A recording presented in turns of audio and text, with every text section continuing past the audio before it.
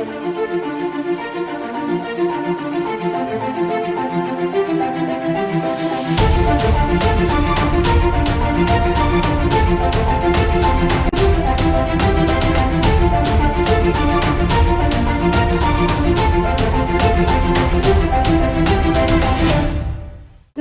मैं दीपिका और आप देख रहे हैं प्रातः दर्पण न्यूज। ये कहानी है उस लड़के की जिसे एक हादसे ने पूरी तरह अपाहिज बना दिया और छीन लिए उसके दोनों पैर, एक हाथ और दोनों हाथ की 2 उंगलियां। लेकिन फिर भी उसने अपनी हिम्मत नहीं हारी और आज मात्र उन 2 उंगलियों और अपने ज्ञान से सबसे बड़ा अधिकारी बन गया और दिखा दिया दुनिया को कि देखो, हालात चाहे जो भी हो, हिम्मत नहीं हारनी चाहिए। कहानी शुरू होती है 14 नवंबर 1994 से, जब यूपी मैनपुरी के किरावली मोहल्ला धनराजपुर के रहने वाले रमेश कुमार तिवारी के घर एक बेटे ने जन्म लिया और घर वालों ने उसका नाम रजत रखा। जब रजत बड़ा हुआ तो पिता ने उसका दाखिला गांव के एक अच्छे इंग्लिश मीडियम स्कूल में करा दिया और दाखिला होते ही रजत सूरज बन जाता है, मतलब उसका नाम बदल दिया जाता है। सूरज ने कक्षा 8वीं तक परशुराम माध्यमिक विद्यालय से पढ़ाई की। इसके बाद उसने मैनपुरी के सीनियर सेकेंडरी स्कूल से हाई स्कूल और इंटर फर्स्ट डिवीजन से पास किया। मतलब सूरज बचपन से ही पढ़ाई में काफी होशियार था। परिवार की माली हालत ठीक नहीं थी। पिता राजेश तिवारी घर पर ही टेलरी करते थे और मां आशा देवी घर का काम करती थी।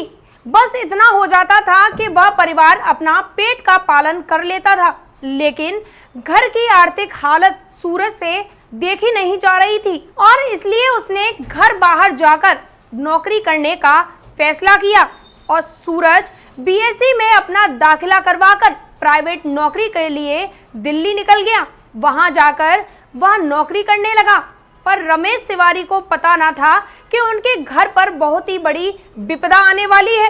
29 जनवरी साल 2017 की रात सूरज दिल्ली से दादरी के लिए ट्रेन से निकला, मगर ट्रेन में ही किसी ने उसे धक्का दे दिया और वह हादसे का शिकार हो गया। इस हादसे में सूरज के दोनों पैर और दूसरे हाथ की 2 उंगलियां चली गईं। वह पूरी तरह अपाहिज हो गया। इस हादसे के बाद दिल्ली के एम्स में उसका इलाज जारी रहा और इसी बीच रमेश तिवारी पर एक और बड़ा पहाड़ टूट गया। उनके बड़े बेटे राहुल तिवारी का भी एक्सीडेंट में निधन हो गया। मानो रमेश तिवारी की पूरी दुनिया उजड़ गई हो। लेकिन दुख की इस घड़ी में भी सूरज ने हिम्मत नहीं हारी और इलाज के बाद फिर अपनी पढ़ाई पर फोकस करना शुरू कर दिया। सूरज ने कभी भी अपनी पढ़ाई और मेहनत के आगे शारीरिक कमी का रोना नहीं रोया, बस अपनी मेहनत में लगा रहा। इसी दौरान उसकी मुलाकात बिहार के रहने वाले प्रकाश बाबू से हुई। ये शख्स मानो सूरज की जिंदगी में एक फरिश्ता बनकर आया था। उसने सूरज को मोटिवेट किया। फिर सूरज ने जेएनयू की परीक्षा दी, पर पहले प्रयास में वह असफल रहा और दूसरे प्रयास में सफलता पाकर उसका एडमिशन हो गया। जेएनयू में पढ़ाई करने के बाद उन्होंने सिविल सर्विसेज की तैयारी की। इसके साथ ही उनका पीएचडी करने के लिए भी नंबर आ गया। यूपीएससी की परीक्षा उन्होंने पहली बार में ही पास कर ली और आज हर कोई उन्हें सलाम कर रहा है। इस मुश्किल भरी राहों में सफलता पाने पर प्रातः दर्पण न्यूज भी सूरज को सलाम करता है और आगे आने वाले जीवन में सफलता उनके हमेशा कदम चूमती रहे, ऐसी आशा करता है। नमस्कार। क्या कैसे सूरज तिवारी आज आईएएस में उन्होंने सिलेक्शन हुआ है उनका, कल जब रिजल्ट निकला तो क्या लग रहा है आपको? जैसे ही आपके पास ये खुशखबरी आई तो घर का माहौल क्या था? बहुत सुंदर था, अच्छा था, खुशी थी घर में, सब लोगों को, पूरी बस्ती को, पूरे मोहल्ले को, सब लोगों का आशीर्वाद है, अच्छा हुआ। क्या आपको उम्मीद थी कि इस तरीके का सूरज तिवारी जो है पहले ही अटेम्प्ट में जो है निकाल ले जाए? जी हाँ। अच्छा, कितने सालों से ये घर पे ही रहते हैं, क्या बाहर रहते हैं? 5-6 साल हो गए उनको कहीं जेएनयू। इस समय सूरज तिवारी कहाँ है? जेएनयू में, दिल्ली में। तो आपको कैसे सूरज तिवारी ने बताया या क्या कैसे? सूरज तिवारी नहीं बताया। अच्छा, क्या बताया? कि पापा पास हो गए। अच्छा, आप क्या करते हैं? सिलाई का काम करते हैं। तो आपको लगता है कि जिस तरीके की परिस्थितियों में आपने कैसे इस तरीके अफोर्ड किया, उनकी पढ़ाई का खर्चा आपने कैसे किया? सब मेहनत मजदूरी से ही किया, खूब लगन से मेहनत करी, खूब लगन से उसने भी पढ़ाई की, वही शिरडी आशीर्वाद रहा तो सब हमारा का उसका मित्र प्रकाश बाबू, उसने बहुत सहयोग किया, उसी का सब हिसाब किताब।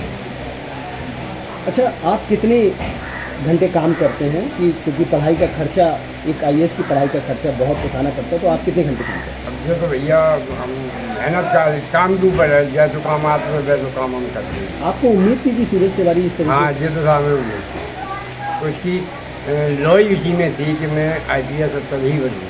दादा, एक सूरज तिवारी एक हादसे में हाथ और पैर दोनों गंवा चुके थे, तो आपने क्या उम्मीद फिर जगाई थी उनसे, उम्मीद की वो परीक्षा उत्तीर्ण कर पाएंगे?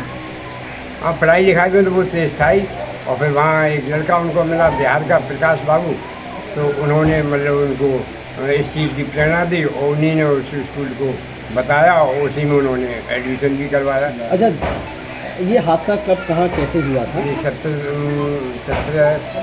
मई को हुआ, 17 जनवरी में हुआ था। 17 जनवरी 2017। हाँ, 2017। क्या हुआ था उस समय? रेल एक्सीडेंट में किसी ने धक्का मार दिया था उसको। हाँ, तो उसमें क्या हुआ था एक्सीडेंट के बाद?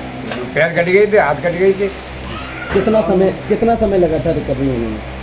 4 महीना करीब लगे थे। कहाँ इलाज हुआ था? दिल्ली एम्स में। आपने वो खर्चा कैसे अफोर्ड किया? वो सब गवर्नमेंट भी। सरकार ने किया। अब घर की क्या स्थिति है आप लोग? अब हम कमा रहे खा रहे। अब आईएएस आपका बेटा हो गया है, अब क्या करेंगे? अब क्या काम करेंगे अपना? अच्छा, काम छोड़ देंगे या बेटे के नहीं साथ करेंगे काम। काम करेंगे? ये सूरज तिवारी आईएएस बन गए, कैसा लग रहा है? बहुत बढ़िया लगा। अच्छा, बहुत अच्छा लगा। उस समय क्या लगा था जब ये हादसे का शिकार हुए थे? तब तो बहुत ही हालात ख़राब हो गए थे और काफ़ी दिक्कतें भी आई थी, लेकिन फिर भगवान की कृपा से धीरे धीरे संभलते संभलते आज इस मुकाम पर पहुँचे। क्या हुआ था सूरज तिवारी के साथ जब वो हादसा हुआ? एक्सीडेंट हो गया था, ट्रेन की खिड़की से मतलब किसी ने धक्का दे दिया था, अकेले ही थे वो, हम लोग तो यहीं पे थे, तो हमको तो अचानक कॉल आया कि ऐसे ऐसे आपके बेटे का एक्सीडेंट हो गया है और एक पैर कट गया। फिर उसके बाद में हम लोग पहुँचे, फिर एम्स में इलाज वगैरह हुआ, उसके बाद में फिर JNU ज्वाइन कर लिया उन्होंने। उन्होंने कितने अंगों को खोया उस हादसे के बाद? मतलब दोनों तो पैर चले गए उनके, एक ये वाला हाथ चला गया और ये वाला हाथ इतना 2 उंगली और आधी हथेली। उस समय आप लोग थोड़ा सा, क्योंकि किसी भी विषम परिस्थितियों में एक माँ के लिए बच्चे की एक्सीडेंट की खबर बहुत पीड़ादायक होती है, क्या लगा था आपको कि इतना सब होने के बावजूद कैसे जीने की उम्मीद जगी? लोग जो है जीने की उम्मीद छोड़ देते हैं, तो आपने कैसे बेटे के लिए ये डाला? हम लोग भी उसी पोजीशन पे थे, लेकिन फिर धीरे धीरे मतलब परिस्थितियाँ संभलती गई तो धीरे धीरे कंट्रोल में आ गए। लेकिन उस टाइम पे तो हम लोगों को भी ऐसा ही लग रहा था कि अब तो जीवन खत्म सा ही हो गया है। क्या सूरज निराश हुए थे उस समय जब एक्सीडेंट हुआ था? वो तो बिल्कुल निराश नहीं हुआ, उसे बहुत हौसला था और बोल रहा था, मुझे भी हौसला दे रहा था, बोला मम्मी आप परेशान मत हो, मैं बहुत बुलंदियाँ छूऊंगा। ये कहा था ये हादसे कहा। के बाद सूरज ने ये कहा था? जी जी। अच्छा, सूरज के घर में कितने बच्चे हैं और कितने भाई बहन हैं? मतलब एक बेटा हमारा एक्सपायर हो गया सूरज के एक्सीडेंट के बाद में। जी। 29 जनवरी को एक्सीडेंट हुआ था, 25 जनवरी को बेटा हमारा एक्सपायर हो गया था। और एक बेटी है, एक बेटा और है। बेटी क्या करती है? बेटी BTC कर रही है और बेटा BSc कर रहा है। बेटा BSc कर रहा है। जी। उसका क्या सपना है? उसका सपना तो यही है कि आगे भाई जैसे ही नक्शे कदम पे चलूँगा, कुछ बनूँगा। क्या नाम है बेटा? राघव। राघव। क्या करते हो? BSc कर रहा है। BSc कर रहे हो? कहाँ से? RS महाविद्यालय फैशनपुर। बच्चन से। अच्छा, सूरज तिवारी कौन है? मेरे बड़े भाई। बड़े भाई हैं। तो हाई स्कूल में कितने परसेंटेज आए थे तुम्हारे? मैं आती 52। और इंटर में? Inter promoting. अच्छा। और BSc? BSc तो सेकेंड ईयर का भी फर्स्ट ईयर में क्या रिजल्ट रहा? फर्स्ट ईयर का मैंने मुझे आइडिया नहीं। अब क्या लग रहा है, सूरज तिवारी आपके भाई IAS हो गए हैं, एक दिव्यांग के लिए ये बहुत बड़ा कदम होता है कि जिस तरीके से उन्होंने हौसला नहीं छोड़ा और आज जो है पूरे हिंदुस्तान में नाम रोशन किया है। क्या लग रहा है आपको, आप भाई हैं उनके? बहुत अच्छा लग रहा है। हाँ, कैसे सूचना मिली थी ये? सूचना भैया ने बताया था फ़ोन करके। कितने बजे सूचना आई थी? 12 बजे सुनते हैं। कल। फिर घर का माहौल कैसा था? ऐसा माहौल तो खुशियों से भरा हुआ था। अच्छा, सब सारे लोग खुश थे और बहुत खुशी हुई सबको। हमारे बाजार के लोग, हमारे घर परिवार के लोग, सभी लोग खुश थे। अच्छा, बहुत अच्छा माहौल था। आप भी खुश हैं? आप क्या बनेंगे? आपका उद्देश्य क्या है? अभी कोई कंफर्म नहीं। अच्छा, कंफर्म नहीं है। क्या भैया मदद करते थे आपकी पढ़ाई में? मदद करते हैं? भैया बताते थे। बताते हैं कैसे चलना है, कैसे पढ़ाई करनी है। अच्छा, आज वो IAS बन गए हैं एक, तो क्या संदेश जो है आपका, जो इस तरीके के नौजवान हैं, तो क्या संदेश है, चूँकि आप अब एक IAS के भाई हैं? संदेश यही है, मेहनत करते हैं। आप भी मेहनत करते हैं? करते हैं। करते हैं। और जो और नौजवान हैं उनके लिए क्या कहोगे? बस यही कहेंगे कि मेहनत करो, सफलता तो मिलेगी। सफलता, हौसला बनाए रखो। हौसला बनाए। मेरा नाम आमिर खान है। कहाँ रहते हैं आप? मैं यहाँ मोहल्ला गन्नाजपुर में। अच्छा, एक बताइए, घरनाजपुर में एक सूरज तिवारी जो दिव्यांग हैं, उनका IAS में सिलेक्शन हुआ है, जानकारी है आपको? जी जी, जानकारी है। अच्छा, और ये बड़ी खुशी की बात है। अच्छा, कैसा लग रहा है? मोहल्ले का क्या माहौल है? मोहल्ले का बहुत नाम रोशन हुआ है और हमारे ज़िले का भी नाम रोशन हुआ है। बहुत खुशी और गर्व महसूस हो रहा है जान के। आप वार्ड मेंबर हैं जी। इस बार नवनियुक्त चुने गए हैं जी जी। और आज एक दूसरी खुशी आपको मिली है। जी, बड़ी खुशी, हाँ, बहुत खुशी की बात है साहब। तो लोग क्या कह रहे हैं, आपके जश्न है गाँव सब में? हमारे गांव में सब बड़े बुजुर्ग सब जश्न मना रहे हैं और बड़ी खुशियां मना रहे हैं और सब लोग बड़ी और उनके आने का इंतज़ार कर रहे हैं कि वो आएँ और हम लोग और खूब सारी तैयारियाँ। सूरज तिवारी को आप जानते हैं? जी आपको जानते हैं, हमारे दोस्त की तरह हैं और भाई की तरह भी हैं।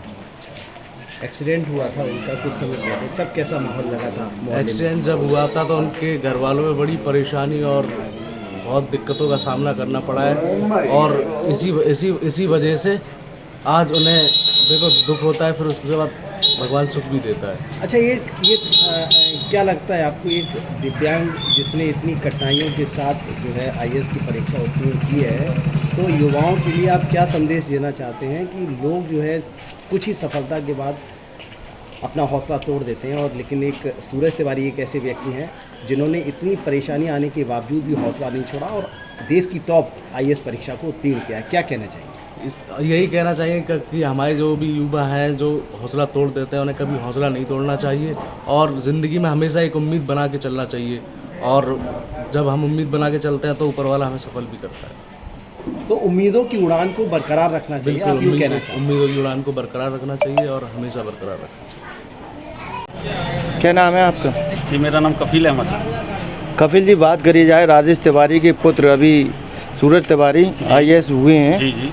कैसा माहौल है बाजार का, उनकी गली का जहाँ उनकी दुकान है? ये तो हमारी बस्ती के लिए, कुरावली के लिए बहुत गर्व की बात है और इस टाइम इतना खुशहाल माहौल है और पूरी बस्ती एक दूसरे को बधाइयाँ दे रही है। उनके घर पे तो बधाइयाँ दे रहे हैं, बल्कि हम लोग एक दूसरे के गले मिलकर बधाइयाँ दे रहे हैं कि हमारी कुरावली का नाम और हमारे ज़िले का नाम जो उन्होंने रोशन किया, इससे बहुत बहुत दिल खुश है सर। राजेश तिवारी करते क्या हैं?